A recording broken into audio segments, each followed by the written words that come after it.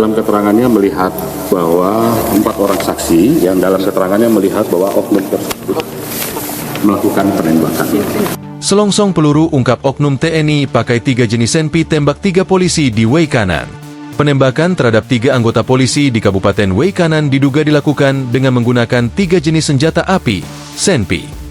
Hal ini diungkapkan oleh Kapolda Lampung, Inspektur Jenderal Irjen Helmi Santika, dalam konferensi pers yang berlangsung di Mapolda Lampung pada Rabu, 19 Maret 2025. Dugaan tersebut muncul berdasarkan temuan 13 selongsong peluru di lokasi kejadian perkara, TKP.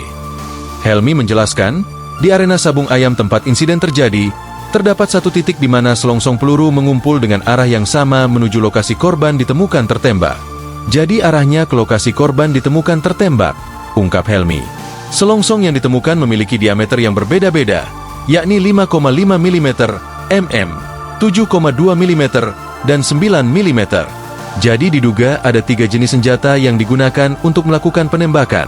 Tambahnya, Kapolda juga menyatakan bahwa pihaknya akan melakukan uji balistik dan metalurgi terhadap selongsong yang ditemukan untuk mengetahui jenis senjata yang digunakan dalam penembakan tersebut. Apakah ini ditembak senjata laras panjang atau pendek? Lalu apakah senjata merek pabrikan atau rakitan? Kata Helmi. Sementara itu, Panglima Kodam II Sriwijaya Mayor Jenderal Maijen TNI Ujang Darwis mengonfirmasi bahwa 2 oknum TNI, yaitu Kopka B dan Peltu L, saat ini masih dalam proses pemeriksaan.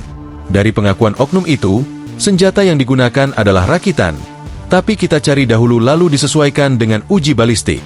Nanti kita infokan hasilnya, ujarnya. Pihak kepolisian dan TNI bekerja sama untuk mengungkap kasus ini dan memastikan keadilan bagi para korban. Adapun 3 polisi itu gugur saat menggerebek judi sabung ayam di Kampung Karangmanik, Kecamatan Negara Batin, Wei Kanan, Lampung.